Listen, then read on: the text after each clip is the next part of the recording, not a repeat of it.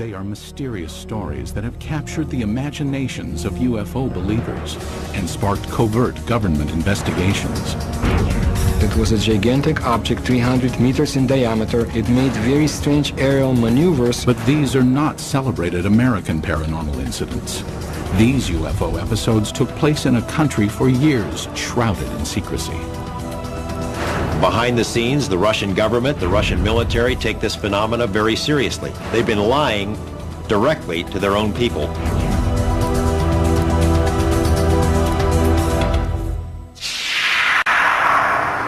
May 2002. In a remote area 100 miles outside of Moscow, an investigative team from Kosmopoisk, a group that studies UFO sightings, searches for signs of UFO activity. We are going to enter the forest. This is the place pointed out by local people to be the destination of different types of UFOs. Soviet ufologists have been active since the 1960s. They claim that for decades, thousands of citizens have witnessed the appearance of unexplainable objects in the skies over Mother Russia.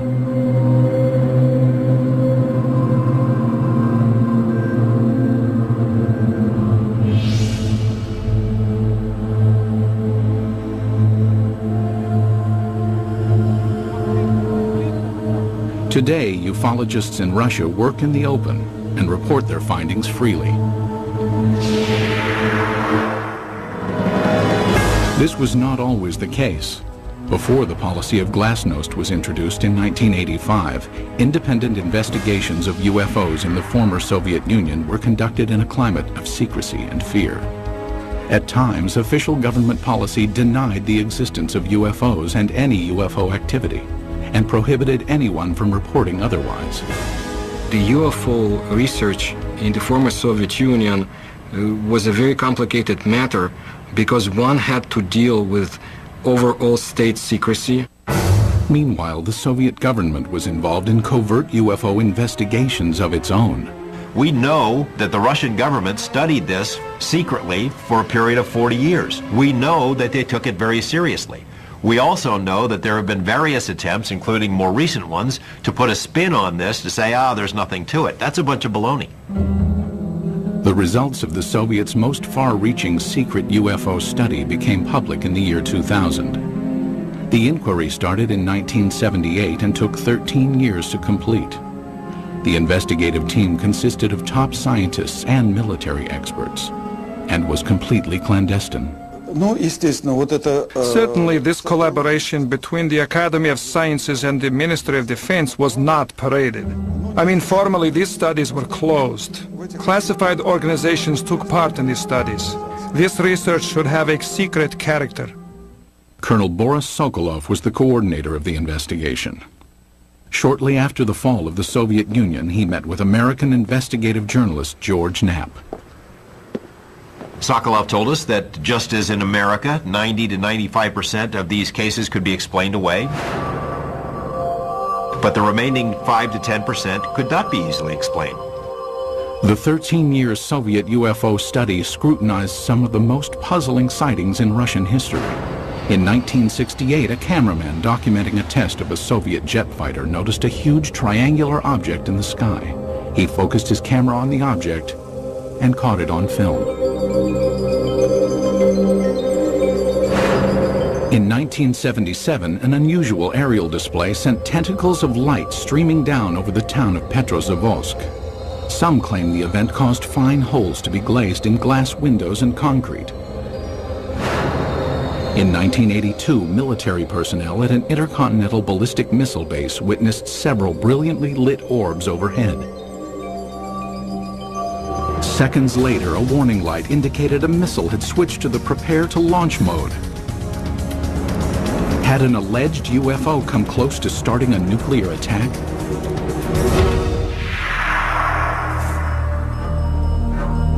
UFO sightings over Russia are not limited to the recent past. Reports of peculiar-looking airborne objects date back centuries. However, no formal investigations were undertaken until the early 20th century, when an event of epic proportions demanded analysis. Tunguska, July 30th, 1908. In a remote area of Siberia, the morning calm was rocked by an explosion. The powerful blast was heard 1,000 miles away.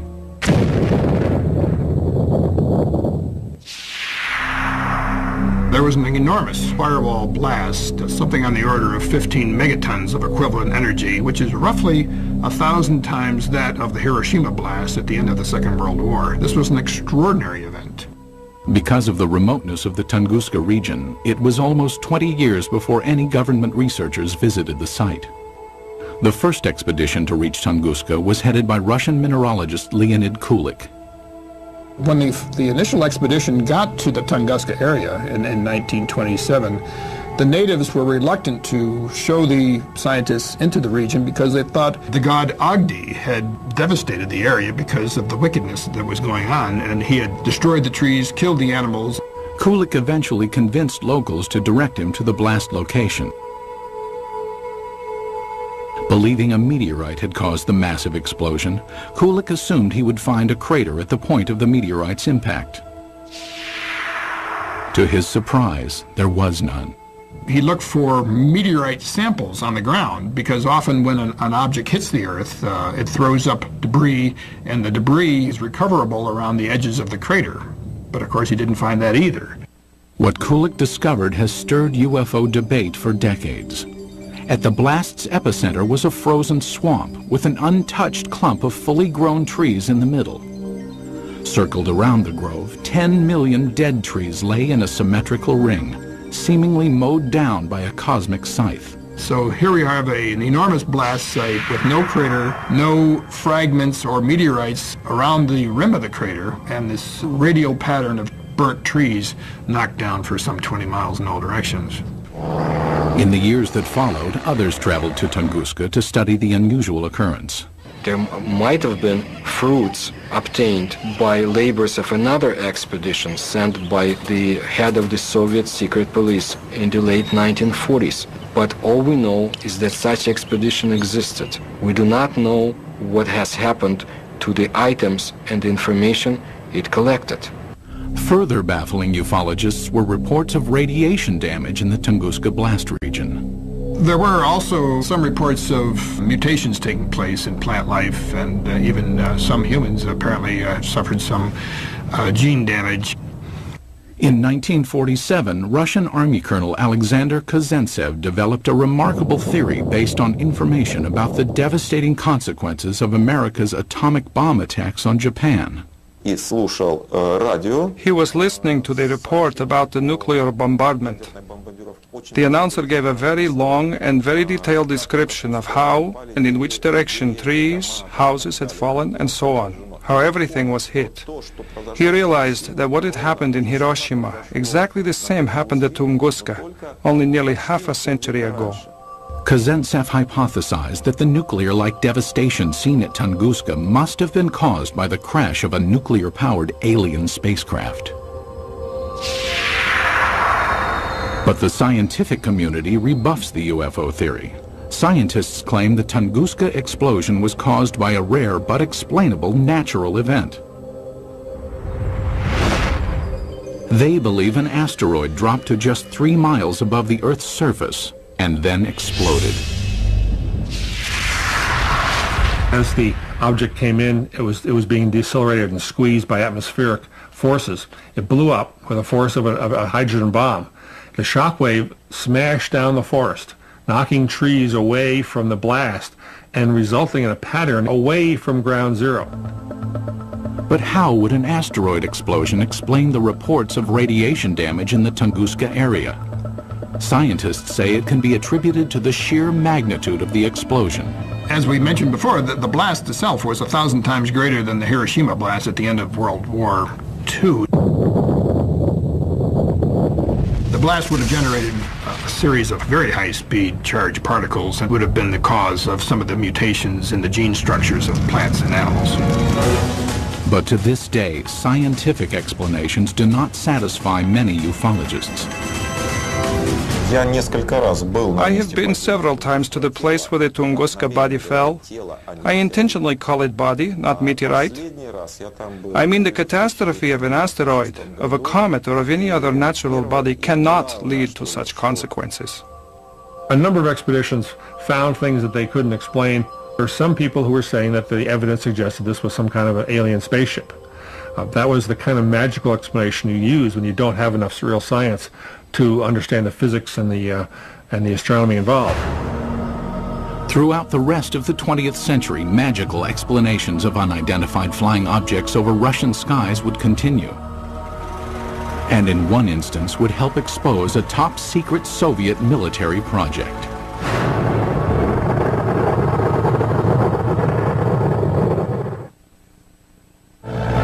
It was 1948. World War II was over, but the Cold War was just beginning. Soviet leader Joseph Stalin had initiated the Berlin blockade and directed his scientists to develop a nuclear weapon to rival that of the United States. It was during this period that some claim Stalin grew concerned about UFOs. It is said his interest stemmed from reports of a 1947 UFO incident in Roswell, New Mexico. New Mexico in 1947 would have been a hotbed of Soviet espionage because we had all kinds of stuff there. The 509th Bomber Wing, the only atomic bomber wing group. Purportedly, Stalin ordered Sergei Korolev, the founder of the Russian space program, to analyze information about the supposed Roswell crash and report his findings. Mr. Korolev came up with an answer. Yes, UFOs exist. No, they present no immediate threat. And after evaluating the information, all that the Russians had acquired on Roswell and on UFOs, Korolev concluded UFOs are real. They appear to be intelligently controlled. That's what he told Stalin, and Stalin in turn said, that's what my other people have concluded as well. While concrete proof of the conversation does not exist, several Soviet scientific agencies did begin investigating UFOs in the ensuing years. Stalin, after getting this information about Roswell and UFOs in general, did the same thing basically that the American government had been doing. He condemns UFOs in public and then conducts secret tests behind the scenes.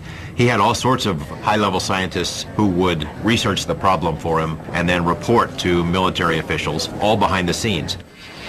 Also hidden from public view were UFO reports culled from Soviet Air Force pilots. Between the mid-1950s and mid-1960s, pilots reported approximately 15,000 UFO sightings. It is very difficult to find a pilot who has been flying for many years and has never seen a UFO. Most of these sightings can be easily explained. In an era of superpower distrust, flights of American spy planes and spy balloons were common over Soviet skies.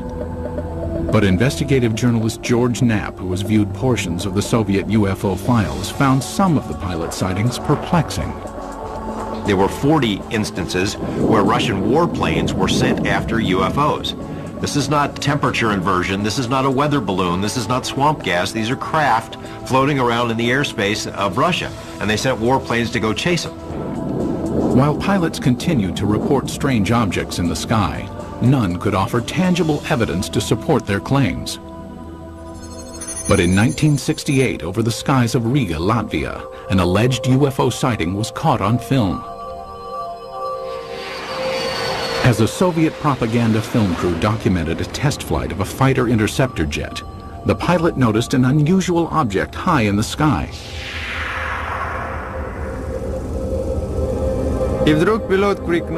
And suddenly the pilot shouted, "Look, film it!" We looked and saw a triangle at a tremendous height. Fighter planes scrambled to investigate, but the object quickly disappeared behind a cloud and was never seen again.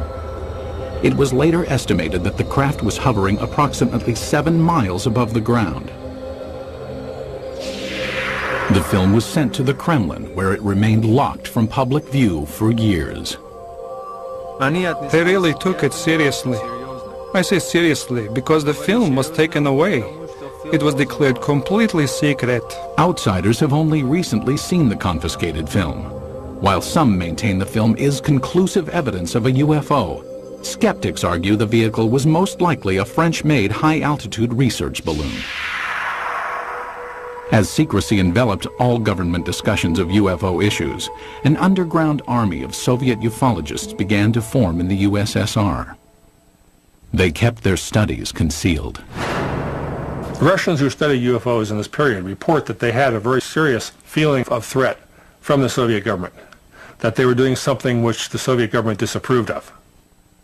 The leader of civilian UFO research was Felix Ziegel, the man considered the father of Soviet ufology. Felix Ziegel was a Soviet scientist. He was a doctor of mathematics and astronomy at the Moscow Aviation Institute. He made it his job to find out why are the strange objects or in the skies of his country. Ziegel challenged the Soviet system by conducting paranormal lectures, organizing independent UFO investigations, and urging Soviet citizens to report any and all sightings. His efforts were not without risk. We cannot say, of course, that people would be put in jail for it, but still Ziegel suffered. He was harassed both in his place of work, at the Institute of Aviation, and he was harassed by the state government authorities. Ziegel and his investigators spread information about UFO sightings through an underground press network. Samizdat, private publications used to disseminate information, were strictly forbidden by the Kremlin. In his time, brochures were printed in a samizdat way. They were collections of observations and letters, typed in 5 to 10 copies. All materials were typed with the use of carbon paper.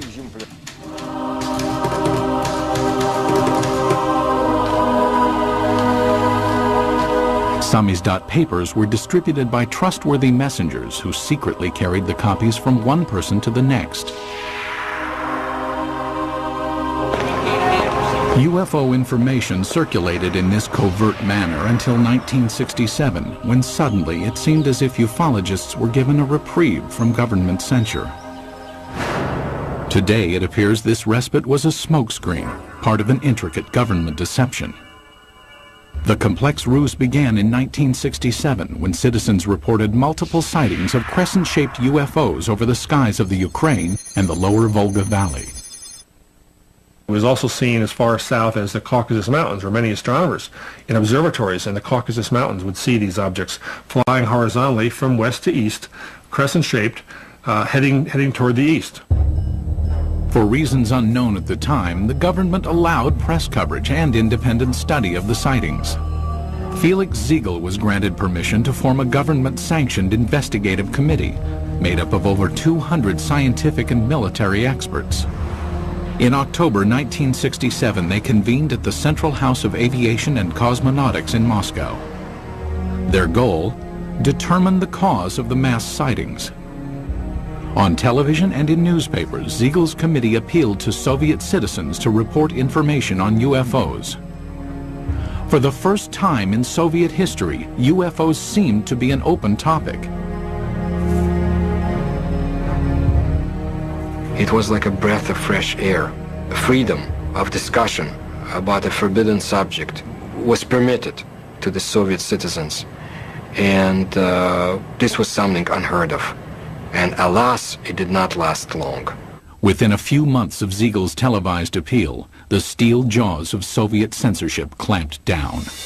Reporting of UFOs was once again off limits. The subject was dropped from the controlled media, and Ziegel's committee was ordered to disband. The committee was to encourage people to report.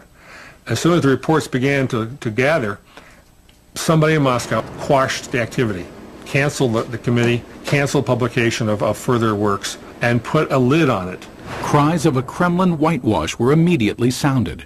Why the cover-up takes place, I don't know. Is there a cover-up? There's no question about it. But what they were covering up is the question. UFO buffs believe they were covering up alien visitations.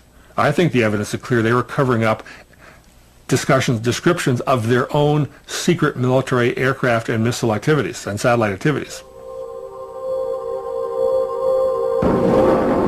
Scientist and NASA consultant James Oberg came to this conclusion in 1977 after studying Soviet space vehicle launch patterns and comparing them to the dates of the 1967 sightings.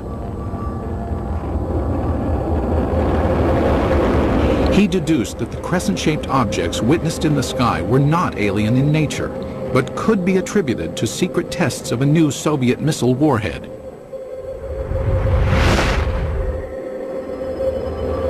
People in the area saw the rockets, especially at night, saw the streamers, the contrails in the sky, even heard the rockets. They were told by the government that there was nothing there, that it was not anything ours. It became a UFO phenomena. Later dubbed by the Pentagon as a fractional orbital bombardment system, the Soviets had good reason to keep the tests secret. It was designed to sneak under our radar as a first strike weapon. It was one of these scary things that you only build it if you mean to make a sneak attack. It was also illegal to have such a weapon because in 1967, the U.S. and Russia and other countries signed a treaty forbidding the placing of nuclear weapons into orbit. But why, after crushing public dissemination of UFO information for years, did the government briefly loosen its restrictions in 1967? It appears now to have been a deliberate ploy to fool its citizens and the international community about the true nature of the sightings. The Soviet government did not want the public to understand what was going on. They didn't want the Americans to know, for example, what was going on. It was a useful camouflage. It diverted people's attention. Because it was a UFO, Western journalists would laugh rather than investigate it. The cover-up by the Soviet government is in letting people think they're flying saucers. The strategy backfired when the extensive UFO data collected by Felix Ziegel's committee was published in magazines.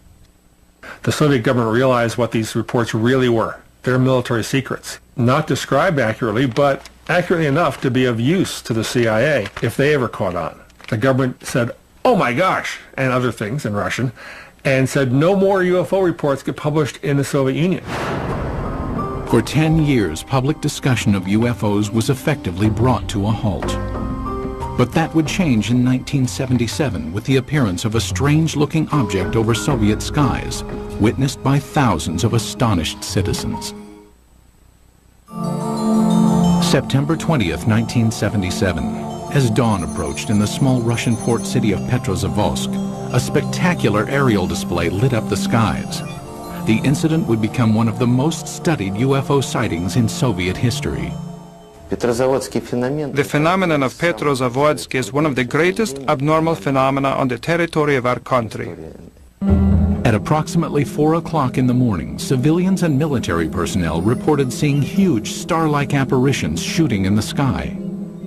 As it flew up in the sky, it appeared to come over the city and then head off toward the horizon. People who were out in the streets of the town saw this blazing jellyfish streaming tentacles down from the saucer-shaped bright core. The impressive display lasted approximately 10 minutes. Witnesses claimed that a host of strange occurrences on the ground accompanied the sighting. They reported all sorts of phenomena. They smelled ozone, computers were crashing, drivers lost control of their vehicles and went into ditches. Perhaps the phenomenon most difficult to explain was the appearance of finely glazed holes in glass windows and rocks around the city. There is no explanation for this fact, but the connection is direct by the time parameters. There had been no holes before the event, and then they appeared. Witnessed by thousands, the aerial display above Petrozavodsk was impossible to refute. While the sighting remained a mystery to Soviet citizens, NASA consultant James Oberg quickly discovered its origins. Because of my connection with the space program and my knowledge of satellites and rockets, I was able to find out within a matter of hours. There was a rocket launching that morning from a secret space center north of Moscow at precisely the time people were seeing this UFO. The jellyfish-like display was triggered by the launch of the Cosmos 955 spy satellite. As the rocket engine contrails were backlit by the rising morning sun, it produced the tentacle effect observed by witnesses. So this what they call basically the smoking gun of Soviet ufology. They call it a Medusa, or jellyfish UFO, because it was streamers of light coming down from the streamers in the rocket engines of the rocket, as it turned out.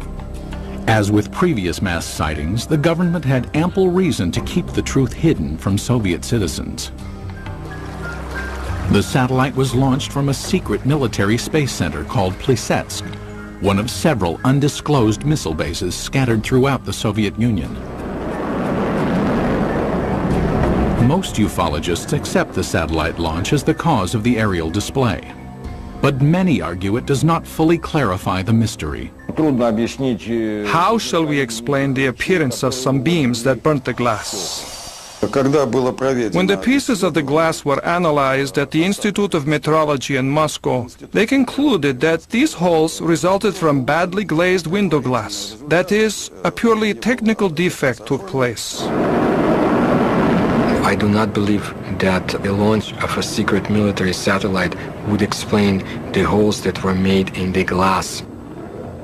My personal opinion, no, this was not man-made technology that's responsible for such effects. There were some reports of holes being drilled into glass window panes and in paving stones. I saw those reports. I can't explain it. And all these sorts of additional phenomena, these additional reports, are typical of what happens when people see a very sudden, shocking sight in the sky and look around them for corroborative evidence. Most of the time, it's irrelevant, independent, and sometimes even imaginary. While the mysterious holes might never be fully explained, the Petrozavodsk incident had much deeper consequences inside the walls of the Kremlin. The upshot of this incident was the decision of the Soviet government to create a secret program to study UFOs. In the weeks following the Petrozavodsk sighting, the Soviet Academy of Sciences received inquiries from several European nations concerned about the nature of the event. In response, the Academy of Sciences requested permission from the Kremlin to initiate a top-secret investigation of anomalous occurrences. Although aware the majority of these events were not paranormal in nature, the scientists admitted in their request that they could not provide a scientific basis for all UFO sightings. The Academy of Sciences can neither ignore or explain the paranormal phenomena similar to that observed in September 1977 in Petrozavodsk. The program was organized to show that we did not know the answers to these questions and would be studying it on the scientific level. That was the way the official scientific program for studying abnormal phenomena and extraterrestrial flying objects started its work in the Soviet Union. In 1978, the investigation that later became known as Institute 22 was formally started. The study lasted 13 years and was completely concealed from public view. But why did the Soviet government spend time and money to investigate a phenomenon it already knew the origins of? There's really no surprise that the Soviet military, even if they understood the nature of most of these reports, would still investigate them. The Soviets traditionally spied on themselves as severely as they spied on the West. If they already knew that these are missile tests, why do they have to have a nationwide study behind the scenes? I mean, it's not like the results of the study were ever going to be published anywhere. It was a secret. So it makes no sense. While the rationale for the beginnings of the study is still debated, there is no doubt the scope of the investigation was far-reaching. The Institute 22 inquiry was conducted jointly between the Soviet Academy of Sciences and the Ministry of Defense. It was very useful for the Academy of Sciences to collaborate and to carry out studies together with the Ministry of Defense, because naturally it was much easier for the Ministry of Defense to get the information we had no access to. The armed forces were ordered to study what, if any, influence possible UFOs might have on the proper functioning of technical military equipment. In addition, hundreds of thousands of sailors, soldiers, and pilots were recruited to watch for and report on UFOs. No one was told why the reports were being taken.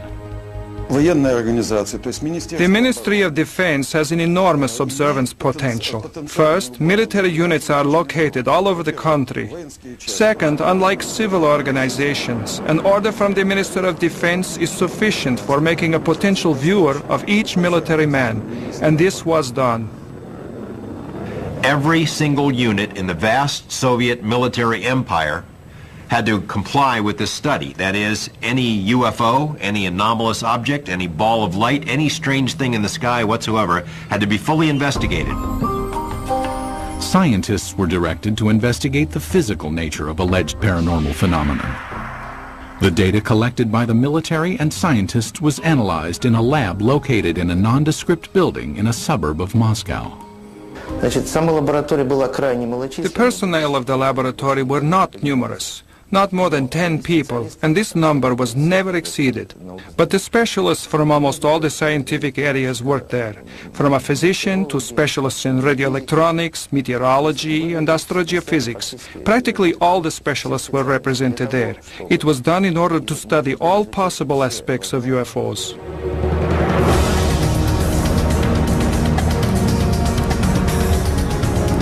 Six years into the study, Institute 22 would be called on to scrutinize an incident of global consequence, when a suspected UFO incident placed the world on the brink of nuclear war.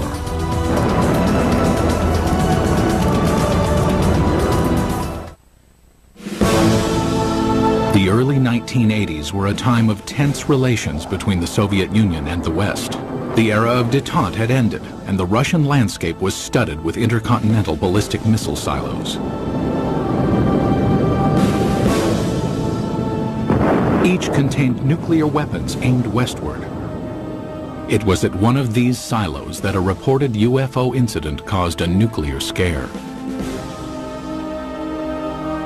Today, this ICBM silo in the Ukraine is deserted, dismantled in compliance with a nuclear arms reduction treaty between the U.S. and USSR. But at this silo in 1982, something went terribly wrong.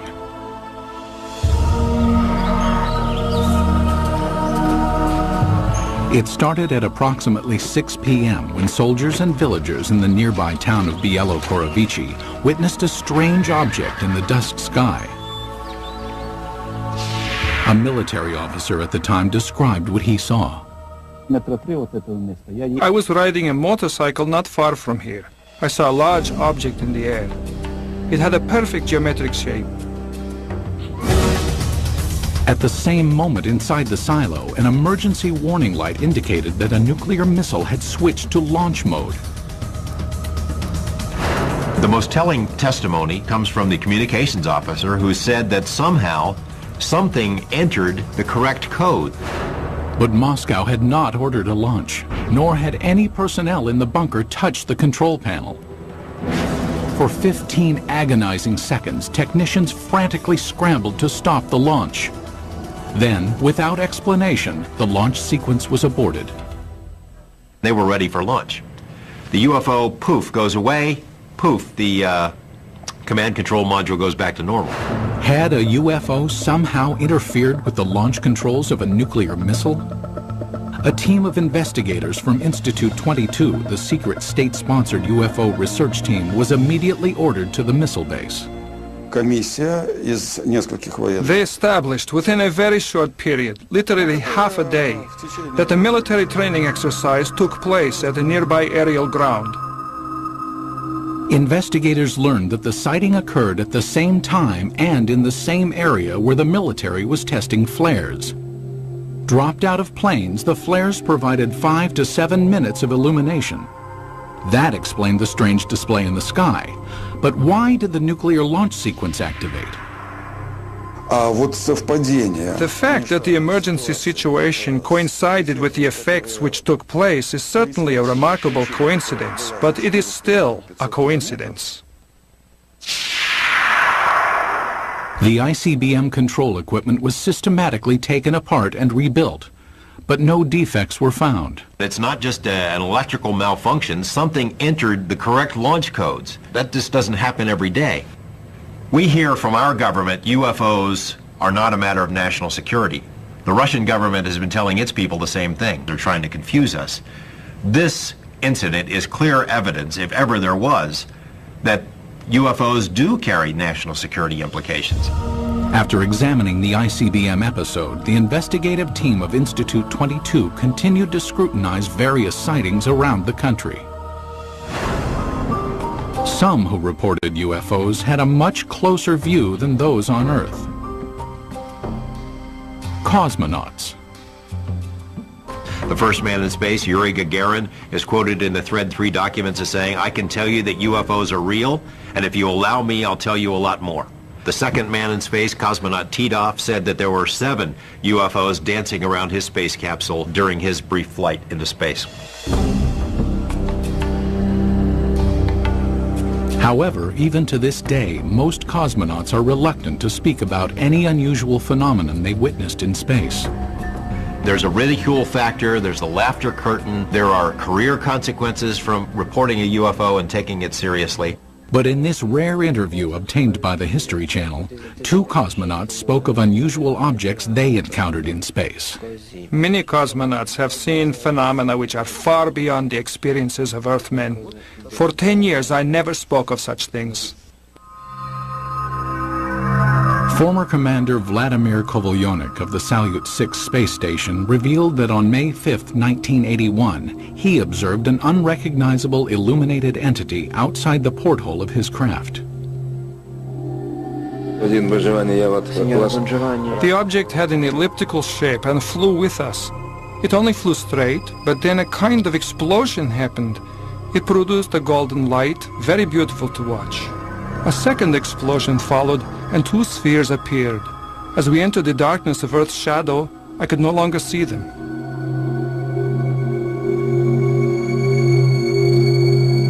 On a Mir mission in 1991, cosmonaut Musa Manarov managed to videotape an anomalous object during a routine docking procedure. I was looking out the biggest window. It was directly in front of me. I am familiar with the construction of all spaceships, but this was different. There is ongoing debate about sightings of unidentified objects by cosmonauts and American astronauts alike.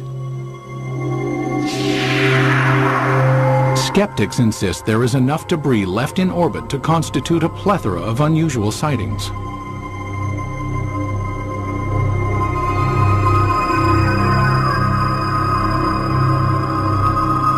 As cosmonauts traveled amidst the stars, the 1990s saw major changes take place on Soviet soil.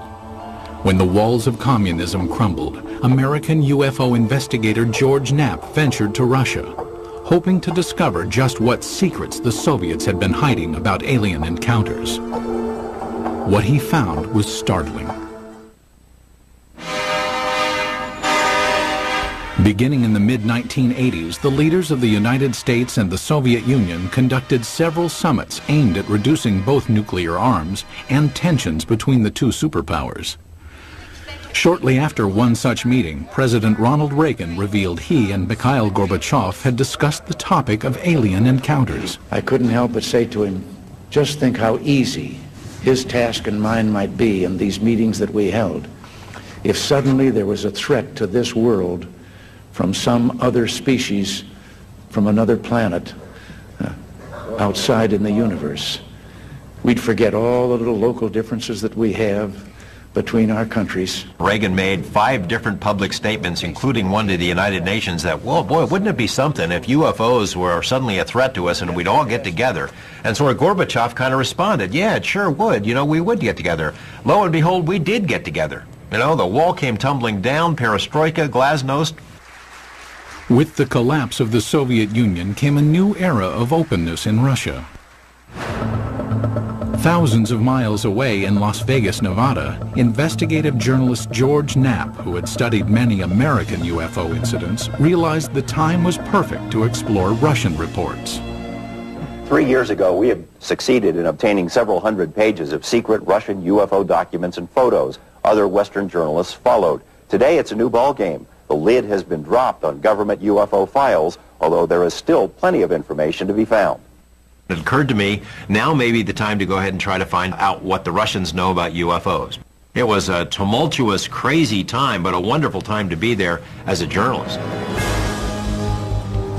In 1993, Knapp traveled to Russia and was introduced to Boris Sokolov, the coordinator of Institute 22. Like many government-funded scientific projects from the era, Institute 22's funding had been cut and the project disbanded. Sokolov provided Knapp with some of the recently declassified UFO files, containing information on the cases that were more difficult to explain.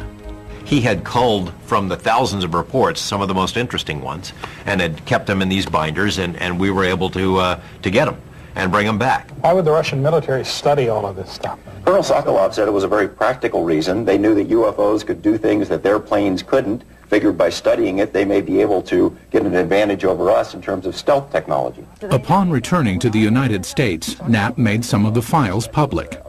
As a result, Colonel Sokolov was ridiculed by some back in his homeland.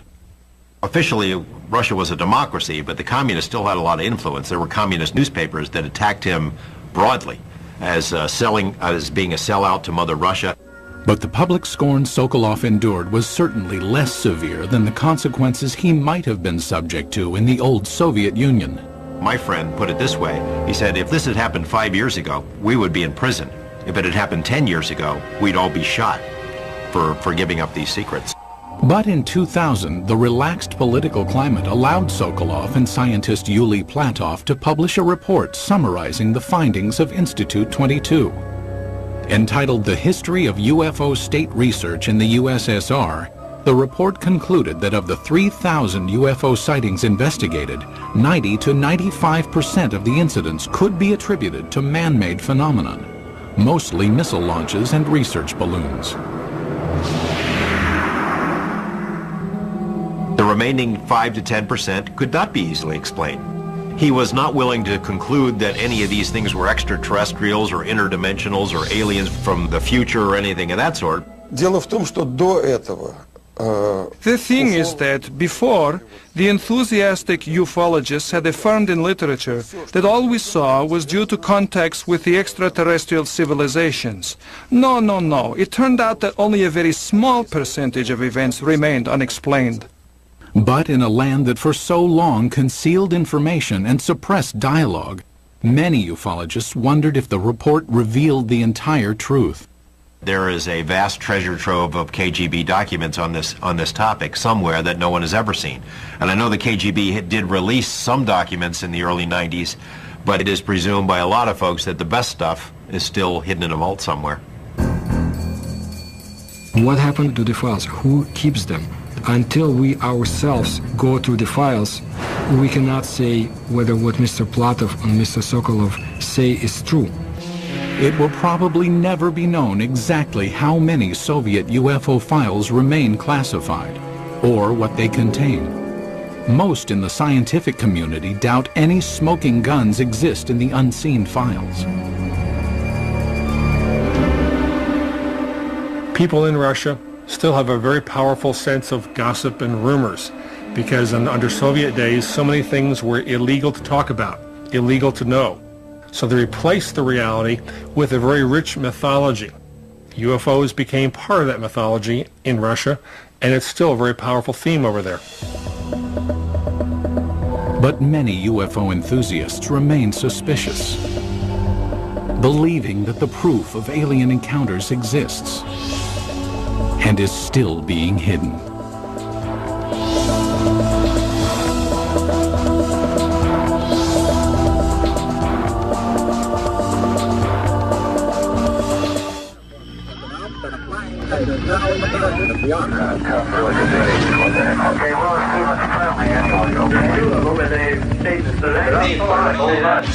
Oh my God, I know that's a plane. Please be a plane. What the hell was that? Midway across the country, nobody knows our killer. I could have hit it with a brick. In our history, we're studying something that's studying us. Another plane fired a beam of light during a stunning war, you can imagine, circling our warhead. Fired another struck the warhead.